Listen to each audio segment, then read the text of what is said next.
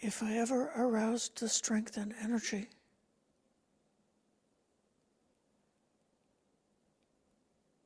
if I made an effort,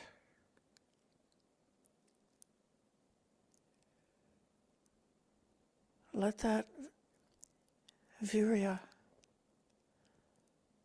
be a protection for me.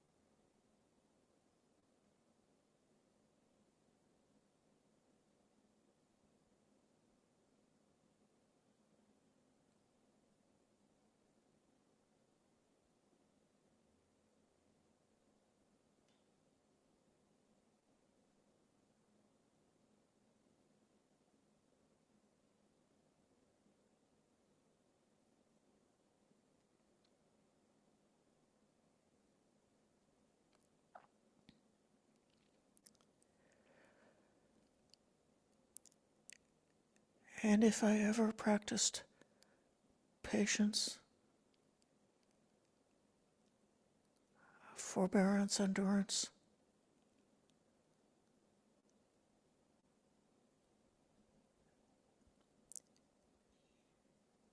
accepting when things are not what I wanted, without being discontented or disturbed.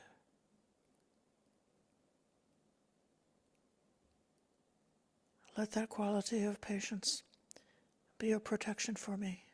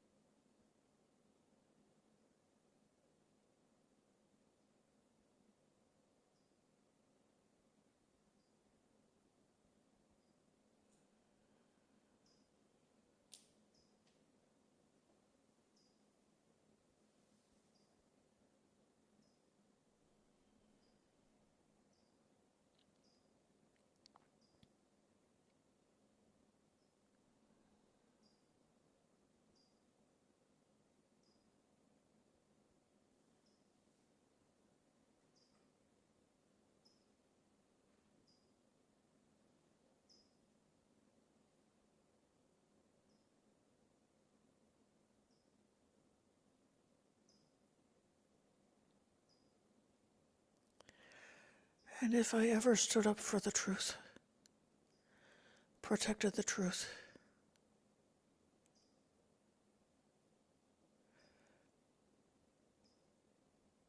was honest,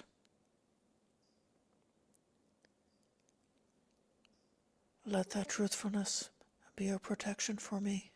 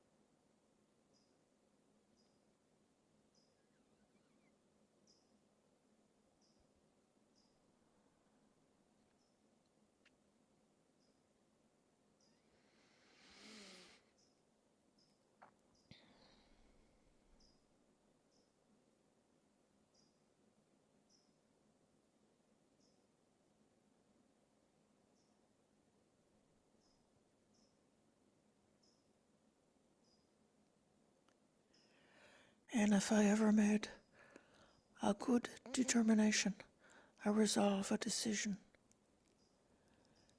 and kept that resolve, let that quality of determination now be a protection for me.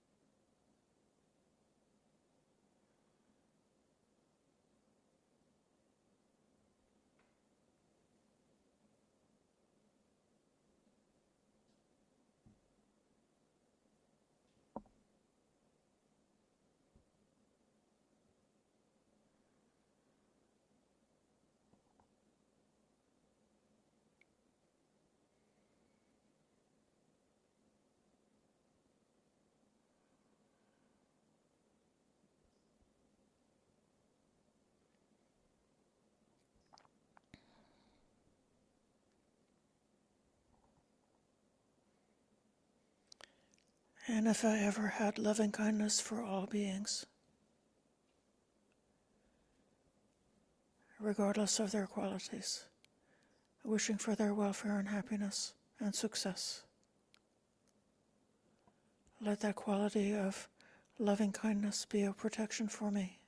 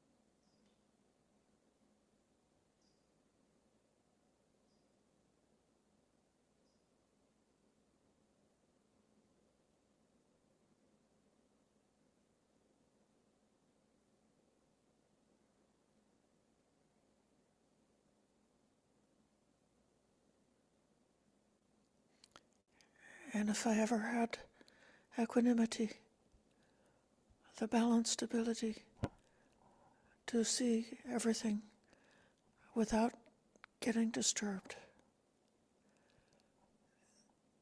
that evenness, that serenity, that stillness of equanimity, which doesn't pick up any disturbance. If I had that quality ever, let that quality be a protection for me.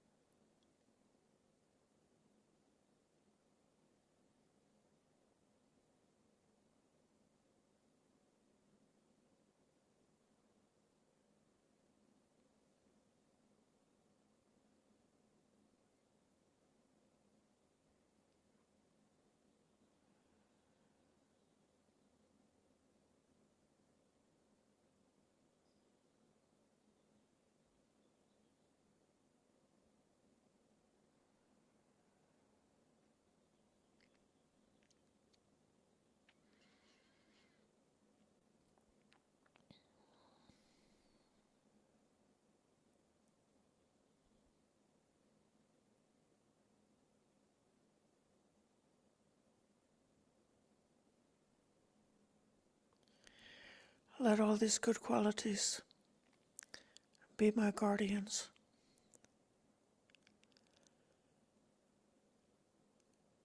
And then making the mind and the body as still as possible. Coming back to the breath and resting in pure stillness.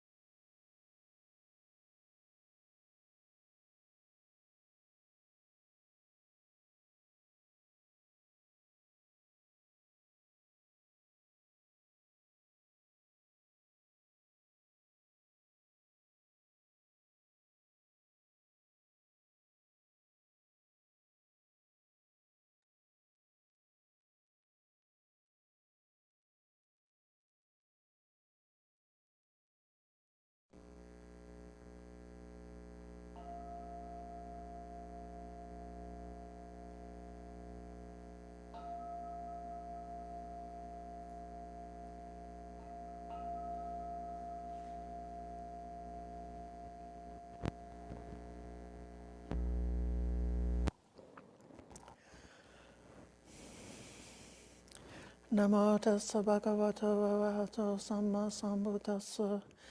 Namo tassa bhagavato arahato samma sambuddhassa. Namo tassa bhagavato arahato samma sambuddhassa. Buddham dhammang sanghang namasami.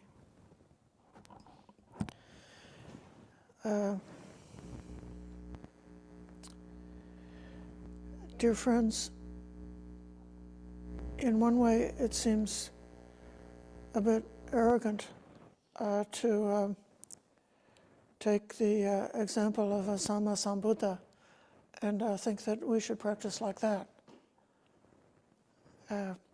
The Bodhisattva had gone through so many lifetimes developing these qualities of the Pāramīs to a really, highest level beyond the ordinary, commonplace level that a person might be able to practice. So, if we think that if somebody is an ordinary person and they think of the perfection of generosity and they think of some little way that they did some volunteer work or something like that, and they had this little bit of generosity, and then you could compare that with the Bodhisattva's generosity in the past life when he willingly gave away his kingdom, gave away the throne, gave away the magical white elephant who was providing for the welfare of the entire land by assuring that the rains would come at the right time so that the whole country could prosper, and then suffered from being banished from the kingdom and sent into the jungle because of his generosity, and then being assailed by evil hermit who requested the wife. Please, may I have your wife? And so, with generosity, he gave. And then came back again and said, please, may I have your children? And with generosity, he gave. So, this is, that's a very popular story that's reenacted and told in towns and villages all over the Buddhist countries. The story of Vessantara is told and retold, and it's like you could weep with grief and distress to think how it impossible to even fathom what's going on in this fable. Now the devas come to protect Vessantara so that his wife is restored to him, and then the children are taken as slaves to the city, and Vessantara's father recognizes them as being the grandchildren, and he buys the kids back.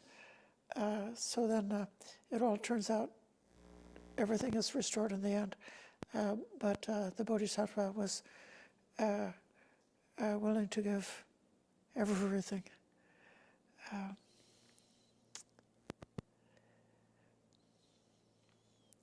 And yet, I do believe, I truly believe that the significance of the story of the Bodhisattva's noble quest, everything that was done by the Bodhisattva on his journey to awakening, is given as a archetype of what is possible for a human being. And so, in that way, we also are human beings, and we should be willing to take that example.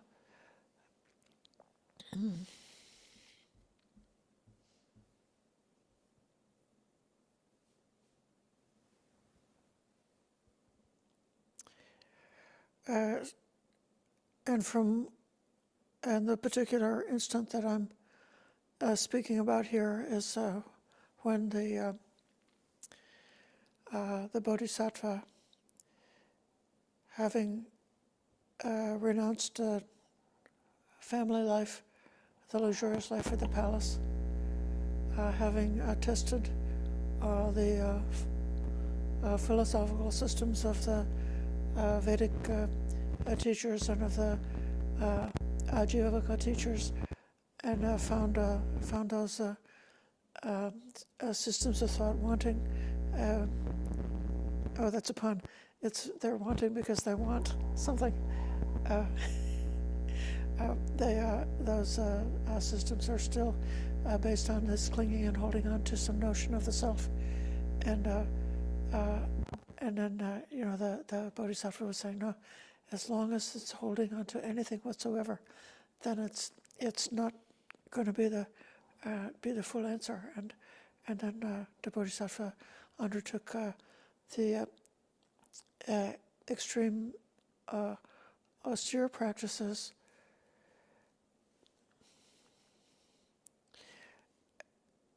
which was one of the religious traditions that existed in his time.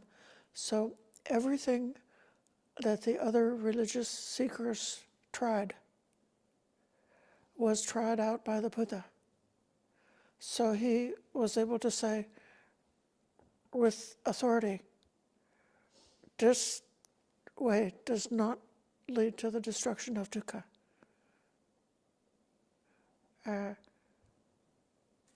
This set of beliefs or ideas does not lead to the destruction of dukkha. This way of practicing does not lead to the destruction of dukkha, because in his quest he tried them all. Then at the very end, having come to the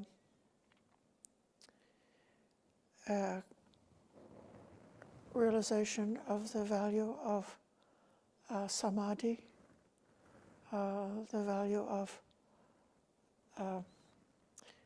blissful meditation, the value of that blissful samadhi experience based on seclusion from sensuality and all the unwholesome states of mind, but also not tied up with a concept about the self. See, that was the difference. He had learned, we suppose that the previous teachers were teaching the Blessed One, teaching the Bodhisattva the immaterial attainments. And since we see a certain natural progression from the jhana part, the first four, the first four steps of samadhi, and then the evolution beyond that to the immaterial meditations. So he developed that meditation under the guidance of that system of thought, which had something to do with discovering the true self within, and coming to be united with divinity through that connection to a self. But the Buddha said elsewhere in the suttas, he said, "There's no if I could have found a practice based on self that led to the end of suffering, I would definitely be teaching you about self. but I could not find any practice based on that that doesn't simply lead to the perpetuation of suffering. And therefore, I don't teach that.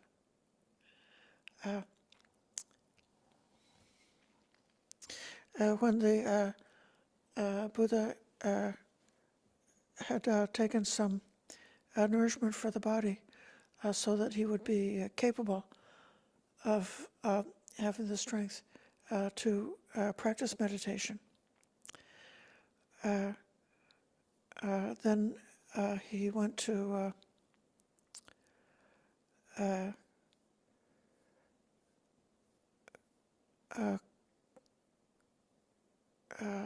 find his seat under the Bodhi tree, where some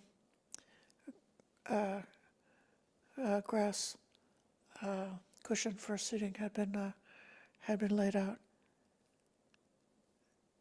and he made the determination to remain there in perfect stillness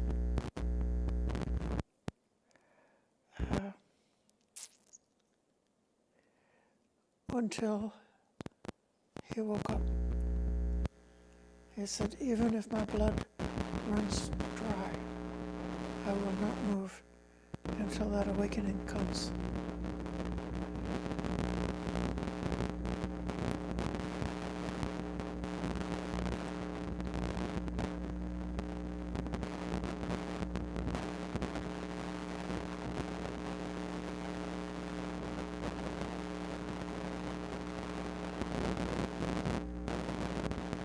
Among the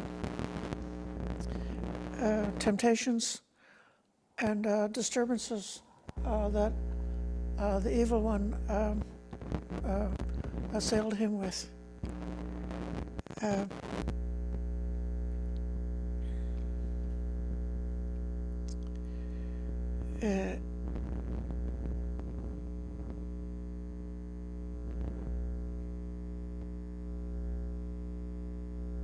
Māra urged him to give up that quest and simply continue doing merits, aiming for heaven. But the Buddha rejected that. The armies of Māra that are given in one, there's a mixture of teachings from the early Pali Canon and those that were written much later. I'm going to be referring to one called the Padana Sutta, which is in the Sutta Nipata. There will be a very early text. And then another one called the Buddha Charita, which was written by a very great poet in the 2nd century of the Common Era. That would be 600 years later. In the early text, the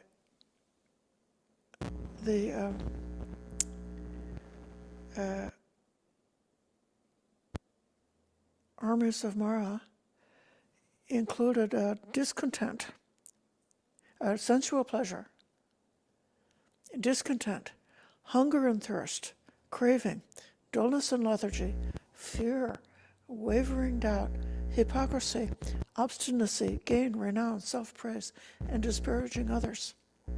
But the Buddha said none of these can move him anymore when he meditates. He's obtained this stillness, so the mind could not be shaken by any of those qualities.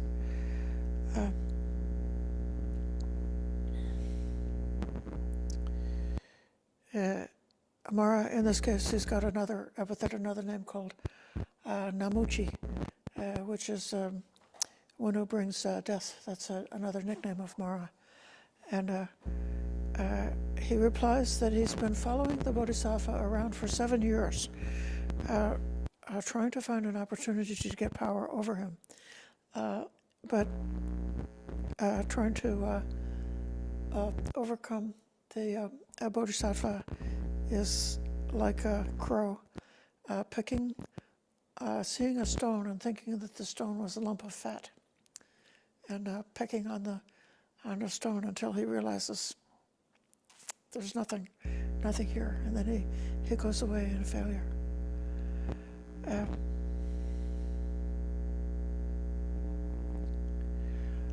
So this Māra is a god that was known before the Buddhist time, but the Buddhism is in a kind of a unique way developed the idea of Māra as the one who is trying to prevent and block a person from obtaining the awakening, from obtaining enlightenment, from escaping. Māra is associated with the idea of death. And then Māra is also associated with sensual pleasure and with creativity and worldly sensual pleasure, sensual enjoyment. So that's why his three daughters are, associated with love and sensuality. I find this, those who have been following me know that over the past few months, the idea that all of us were born into the kama loka, into the certain realm of existence defined by sensuality. And when we got born into this realm of existence, there's a certain amount of baggage that is completely natural, completely normal, that we inherit when we take the birth as a being who's in this realm. And now that realm includes humans and animals and the beings in the unfortunate hellish realms of existence, and it also includes several levels of the divine heavenly beings. And then Māra exists in the Vasavati level. That's the heaven of the beings who delight in the creation of others, which is the highest of the heavens that is still within this realm of sensual pleasure, of sensuality.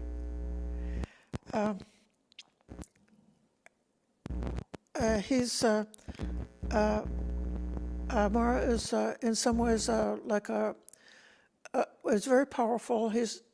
In most of the time, he's not the king of the Vasavati heaven, but he's like a little bit like Satan, a rebellious god. But he's in that realm. He's very powerful. And when beings are trying to escape from the sensual world and get to the Brahma realm, that's the world of loving kindness, the world of the divine abidings, a world which is beyond the sensual world, which has escaped a big percentage of the challenges and difficulties of our world. So Māra has the role of stopping anybody from breaking out. And in this way,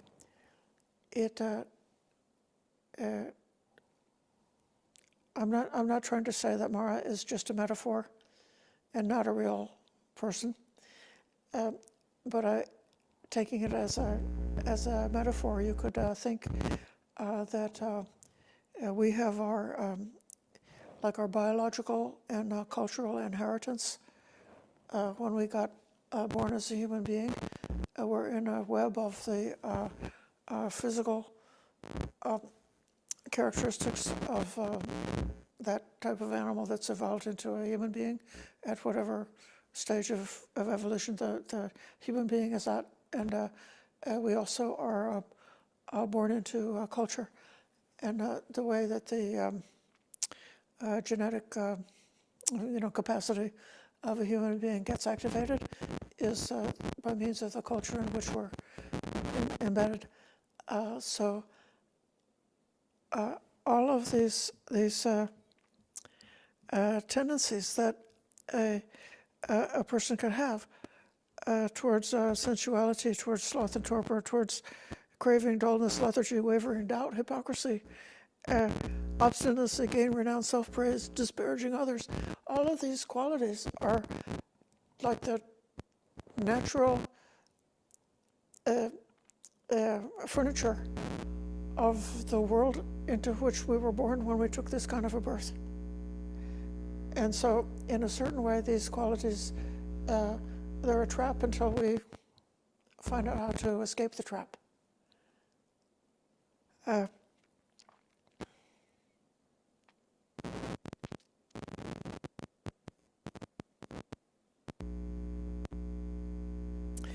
I do think that it's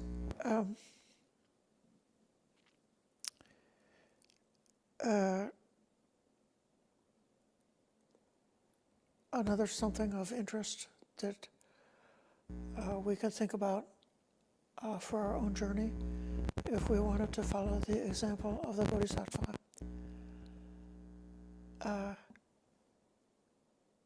He left his companions behind at the final stage. They were disappointed when he started to take nutrition. And so the final stage he had to do on his own without a companion. And so in the same way, I think for all of us, we are going to go so far on the journey, depending on teachers, depending on the Kalyana Mitas, on the good friends, depending on being discovering and being surrounded by others who know more than we do, who've opened a way, who've discovered how to develop in this practice, even how to make the breakthrough to liberation. So we're depending on that, but then at the end, for our own journey, there's going to be a part of the journey in which we have to go alone.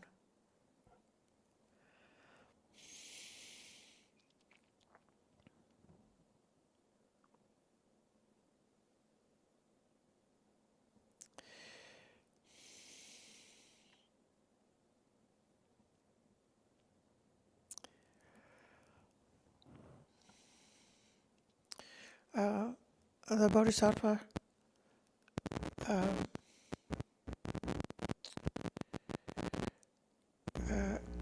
in the end, Māra challenged, by what right does he have to be awakened? And he called on the earth itself to bear witness. So this is the earth touching mudra, the Buddha with the hand touching the earth.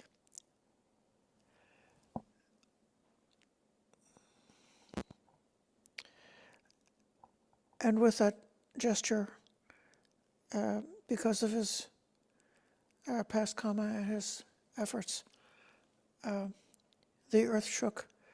The earth goddess appeared. She wrung from her hair a flood of water accumulated in the past. When the Gautama, we have the ceremony of pouring the water. When we give blessings, the people pour water, and that's in one way. There's a poem that says, as certainly as the water, the rain that falls on the top of the mountain, flows down into the rivers and streams and eventually reaches the ocean, by the same certainty of the rule of of Dhamma. Those good deeds that we do are capable of bringing benefit to our departed dear ones, or to those whom we love. So there's that idea when we pour the water, that the water is representing like the law of the Dhamma, the law of nature. You can't help it. When you pour the water, it goes down. You can't stop it from going down. And just the same way, you can't stop merit from wholesome good deeds done with pure intentions from being the cause of happiness and being the cause of protection and being a support for the progress of wisdom. But then in this verse with the arising of the earth goddess and bringing the water from her hair, that miracle is another way to think of, in a powerful way, the possibility of breaking away from Māra's trap. It reminds me of another image about water as something that is healing. You might remember the background story of the Ratana Sutta. There had been a plague, a terrible plague. There were so many dead bodies. They were not able to bury all the dead bodies anymore. They just put them out in the fields outside the walls of the city. And so many people were dying, and they couldn't get out of it. So they sent to the Buddha to come in and give a blessing. And the Buddha came and had his disciples to circumambulate around the walls of the city, reciting the Ratana Sutta as a blessing for the city. And then with that, a tremendous rain came along. And the rain washed away all the pestilence, the poison, the rotting corpses of the bodies were all carried away by the rain. And so the rain brought that purification. Mm-hmm.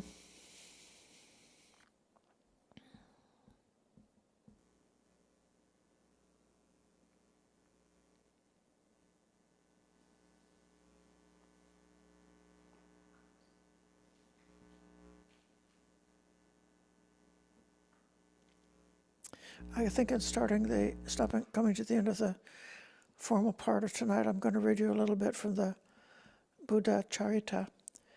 In this poem, even though the Buddha was, this was like a solitary thing, it was just one human being against the hordes of Māra.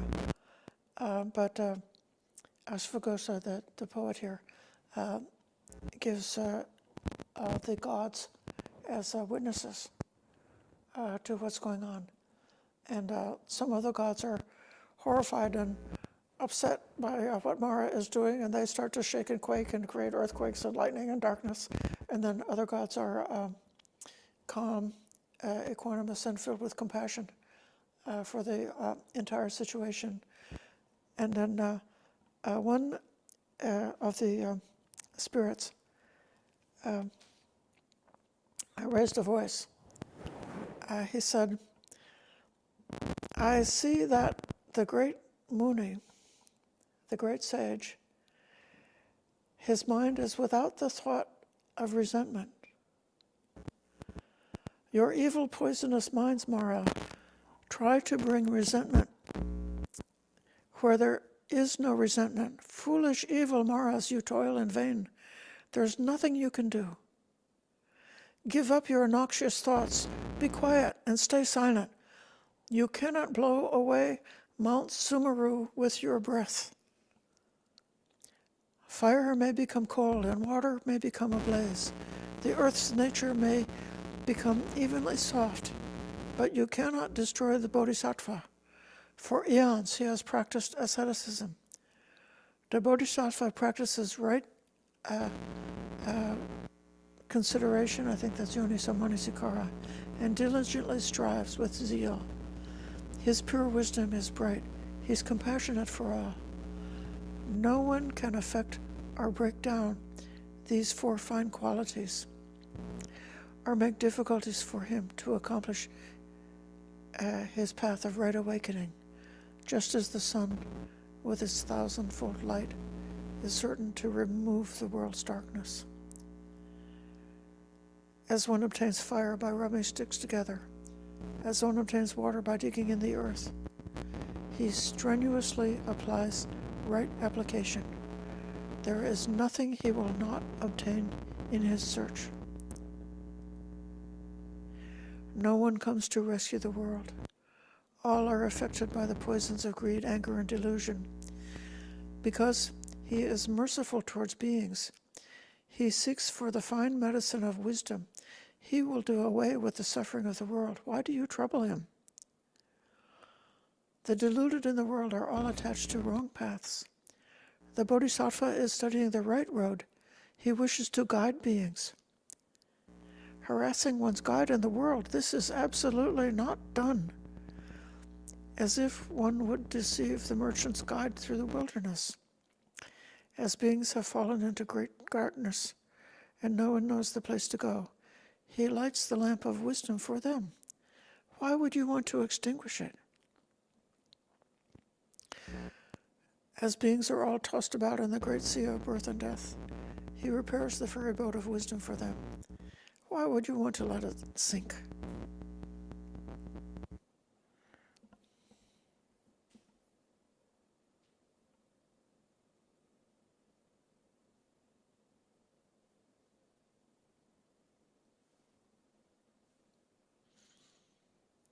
Māra's hosts were all in distress. They were defeated. They lost their might. They abandoned the weapons of war, scattered in the wild forest, just as when one has killed an enemy, ruler of gangs of enemies, and all are destroyed. After Māra had withdrawn, the Bodhisattva's mind was still. The sunshine doubled its light. Dusty mist dissipated. The moon was bright. Stars were clear. There was no more darkness. Celestial flowers fell down like rain from the sky to worship the Bodhisattva.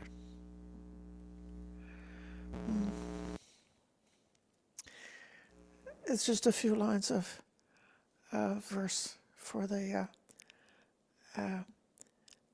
understanding, appreciating, praising this amazing accomplishment of the Bodhisattva becoming a Sammasambuddha.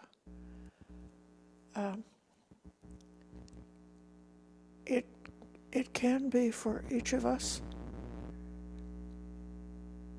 that our mind could fall into a crisis, into a catastrophe, be overtaken by fear, be overtaken by difficulties, be overtaken by madness and delusion,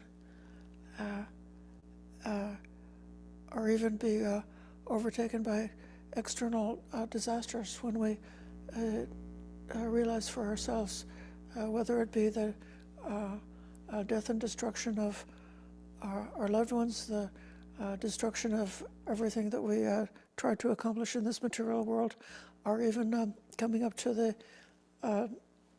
falling apart of this body, that our very own body is falling apart. This mind is falling apart, and death is coming. Yeah. So these are the catastrophes that may be for us every bit as fantastic as all of the armies of Māra that were assailing the Bodhisattva. But if we do what we're able to do and realize the simplicity, the straightforward quality, and the how reliable this path is that's given to us, that we can cultivate, starting from where we're at, with whatever understanding we have, to cultivate goodness, purify the mind, develop loving kindness for all beings, and come to be able to know that there are those moments that the mind is freed from defilements. And when we see, if we're so lucky that we could see that it's really possible that delusion really can fall away, that the things that we were clinging to before can become like nothing to cling to, that then just keep going on that path, just keep cultivating on that path. And that's what will bring us to the goal, that will enable us to come into alignment with the path that has been opened up for us by the Sammasambuddha. So now I'm going to pause and open for any reflections or questions from anybody who's here. And in particular, I will acknowledge seeing that Seminary Nyada has joined us. I always like to mention when monastics are present. Here in this room, we have Venerable Kachayana is here, and Venerable Dhammavara, and Seminary Dhammajivi are all here with us. So whether it be those in the room or those in the cyberspace, I would like to invite your comments, starting with Nyada. Muting, you're muted. Unmute yourself.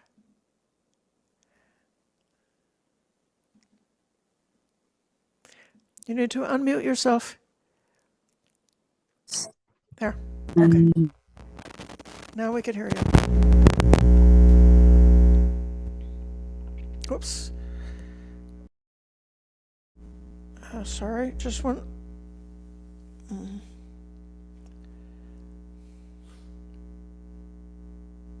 Okay. There. Sorry about that.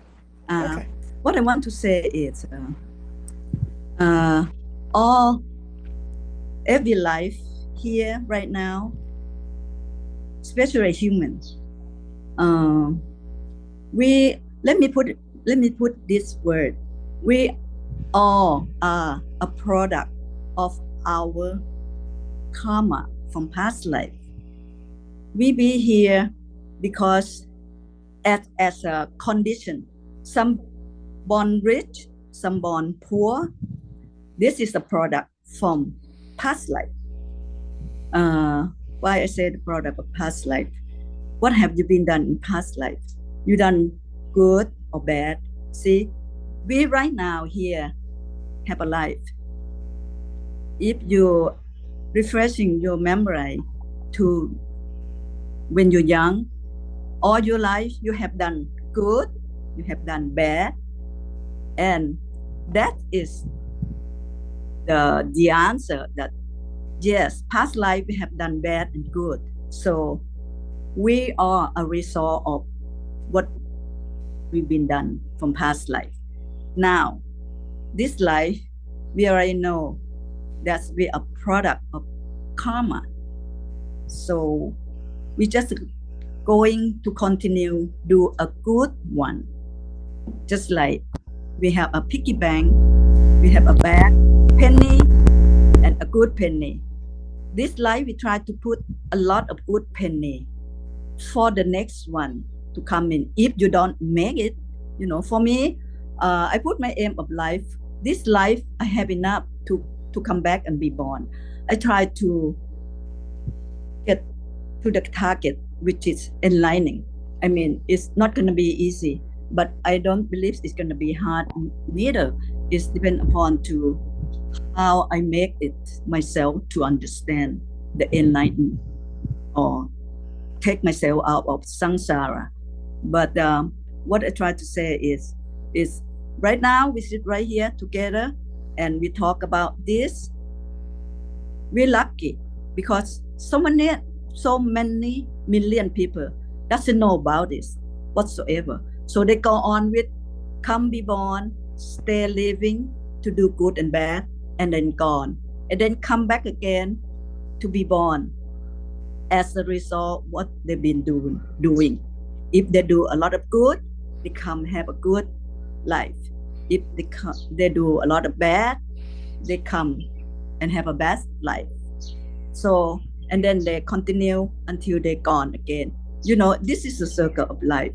So now we sit here together, we discuss about what Buddha been doing to get him enlightening. We all try to get enlightened on our own way, our own knowledgeable, But anyhow, this we're gonna attempt to have vichara, because the vichara is mean we not know. Bring us here. See, we not know something that we done from past life. It's a bad thing to shouldn't do it, because it bring us and it's got the result we pay for. We receive the bad one from this life. So we try to understand what we should do or not, it should not do, But Buddha say, you always gonna do all the good deed and eliminate bad deed and make your mind clear and happiness. And I try to stay on this simple state, but all the detail, you to find the detail in your inner self, because right now you didn't fight to anyone, you fight to your inner self, to try to get your inner self to be good, quality enough to enlighten in this life. Sadhu, thank you so much for your time. Thank you. I'm especially interested in comments if anybody has tried working with cultivating the Pāramīs, or the perfections, and seeing how that development is a protection that gives resilience and safety. A calm, clear, and safe space to do the practice so that wisdom can arise. I'm going to call on Seminary Dhamma Jivi.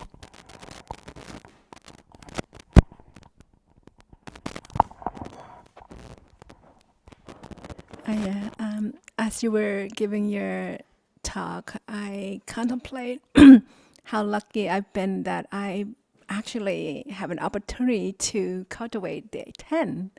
Nekama being the third that all these time I've been trying to do everything else, but Nekama, I don't have that.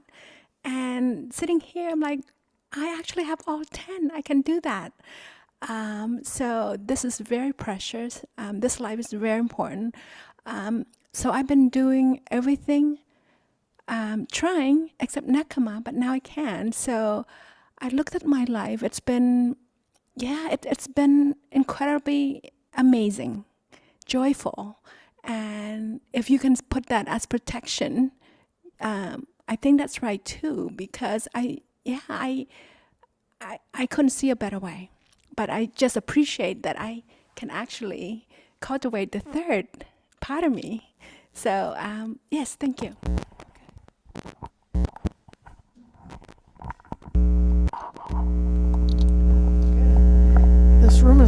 contemplation, I'm going to call on Leo.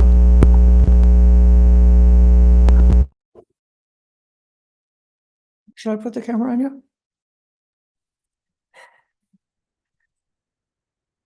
When you were talking about cultivating the Pāramīs, and when I said for protection, I thought about when I was living in Chinatown, in Old Town Chinatown, Portland, which is a very interesting part of town. It is historically the part of town that has the most crime and drug use.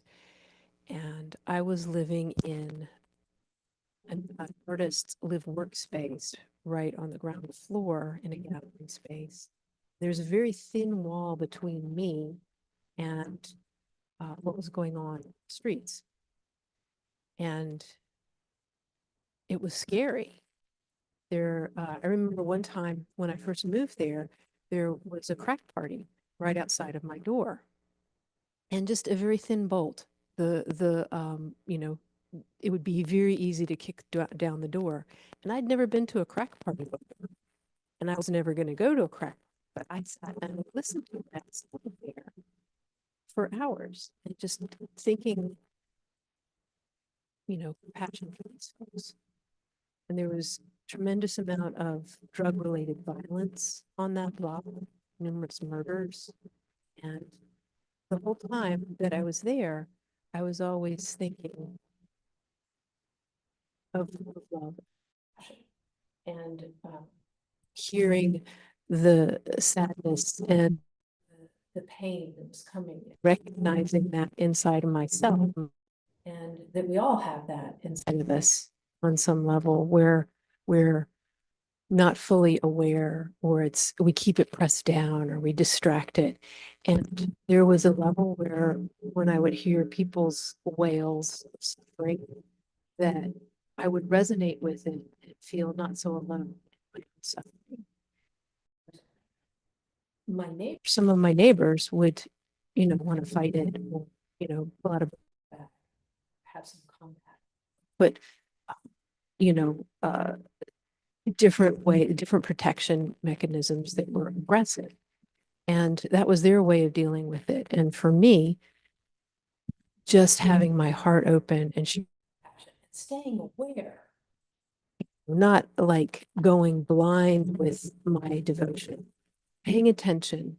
And that for me was a tremendous protection on all levels. So that's what I thought of when you asked that.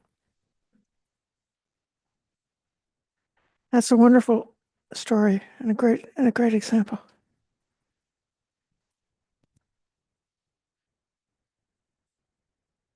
Okay, Richard.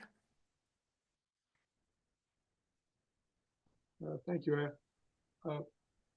Early in your talk, you mentioned something about Buddha not teaching a doctrine related to self or something like that. Do you remember the quote? You gave some kind of quote. Yes, right. I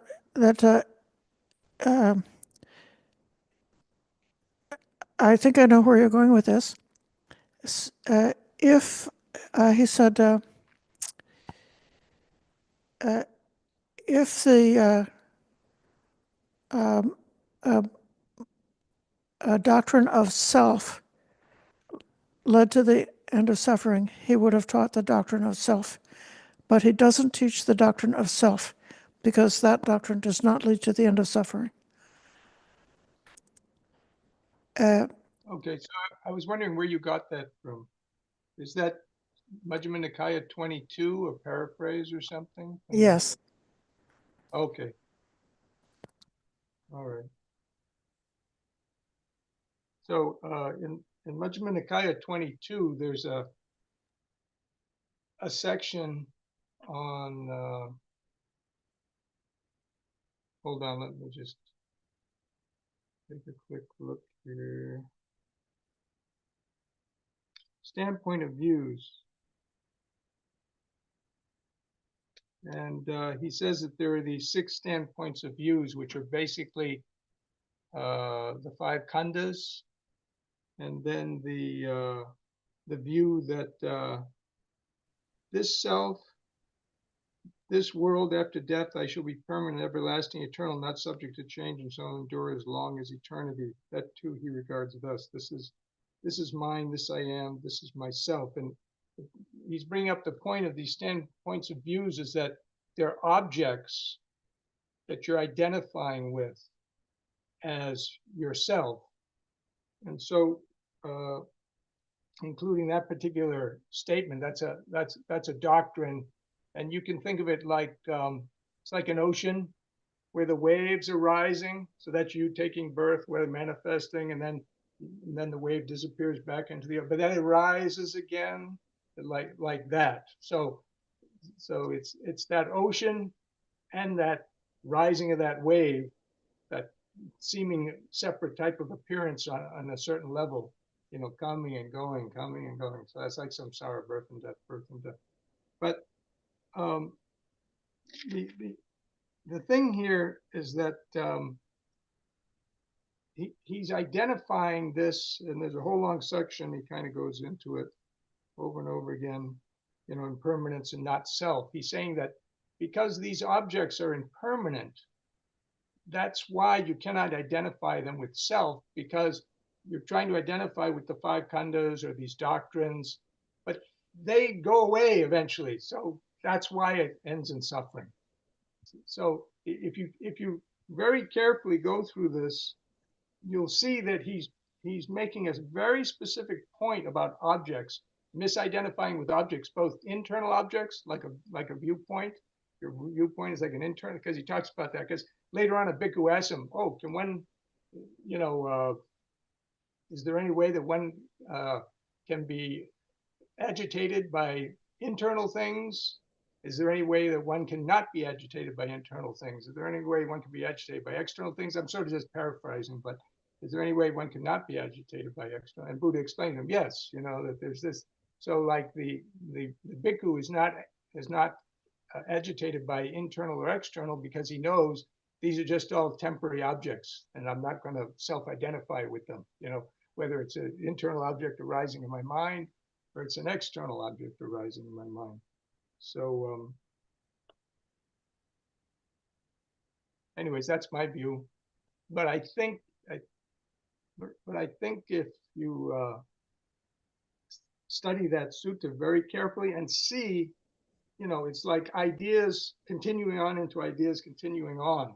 And sometimes if we just take an isolated statement out, I'm not saying you have that misstatement, but someone might hear that and not understand that it's based on some very specific thing that he's talking about at that point. But speaking about the sutta, though, there's something very interesting. This is the sutta that has it's the simile of the snake sutta, but it also has the simile of the raft. And it has the most common example of the simile of the raft. But there's another sutta that has the simile of the raft in Samyutta Nikaya, book number 35, sutta number 238. And it goes into a lot more information about on the dangerous side, the dangerous shore. What are the dangers? What are the different dangers? So it has something like the 4 vipers of the 4 elements, the 5 murderers, or the 5 khandhas, caught up with delight and lust. The empty village is the 6 internal sense bases, like that. I'm not going to go through the whole list, but it's very fascinating to understand why that side of the shore is dangerous. What are the dangers, that one is dealing with there? And anyways, if someone's interested, they could look that up and get more information. Anyway, thank you very much for listening. Okay, thank you so much.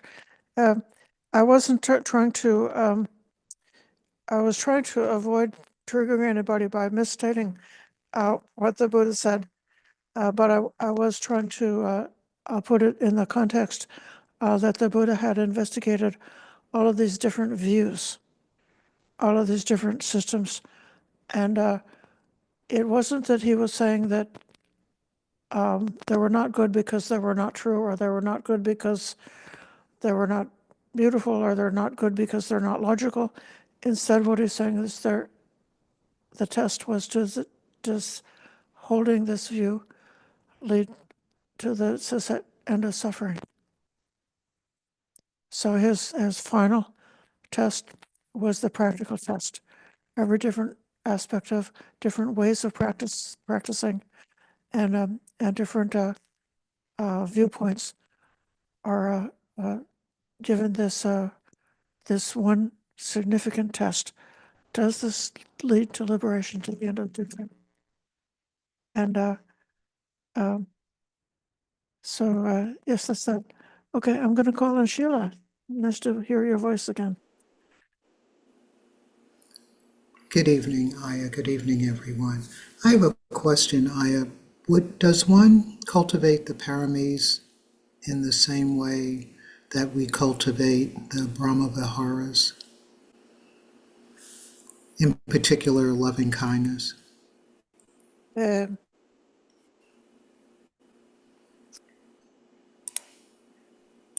the Pāramīs are not very much developed in the early text of the suttas.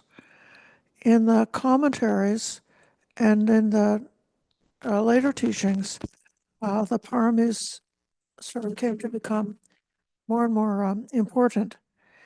And the way that the Pāramīs are presented is the strongest presentation is in the Jataka stories, the birth stories of the Bodhisattva in his previous lifetime. And so actually the way that the Bodhisattva developed the Pāramīs was very diverse and oftentimes very practical. Let me see. Here's the Pāramī of truth. There was a dog who was the leader of the wild dogs, and then there were these other dogs who lived in the palace, and the palace dogs chewed on something valuable, and then they swallowed something valuable from the palace, and then they said that the wild dogs done it. So the king ordered for all the wild dogs to be killed, and so the leader of the wild dogs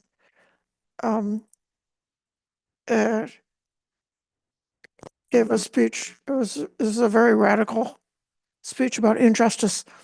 But then he persuades them to give some medicine to the palace dogs that will cause them to throw up the thing that they had eaten, to show that it was them who did it. And so he's bringing out the truth. And I'm just what I'm trying to say is the Pāramīs are as I have seen them, not given that much as a meditation practice, but as a life practice. Trying to cultivate these qualities in every different kind of way throughout our life. Another elder, when I was quite new in Buddhism, I met a very elderly Burmese Sayalay brown robe nun, and she gave her example of kindness that she gave was in folding of the cloth. Like if you're folding up your tea towels, you fold them very nicely, and you're nice, you're kind to the towels while you're folding them. So it was like this that the Pāramīs are very pervasive in all the different postures of life. So that's my understanding about how they can be practiced.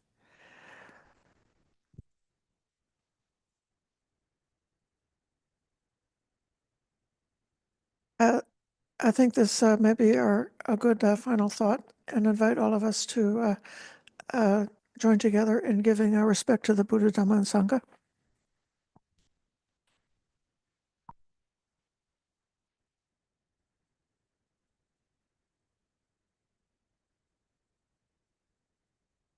Araham Samma Sambuddha Bhagava Buddhang Bhagavantam Abhivademi.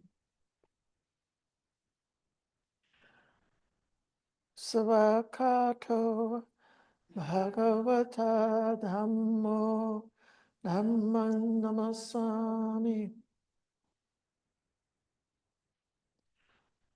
Supartipanno Bhagavato Savaka Sangho Sanghang Namami.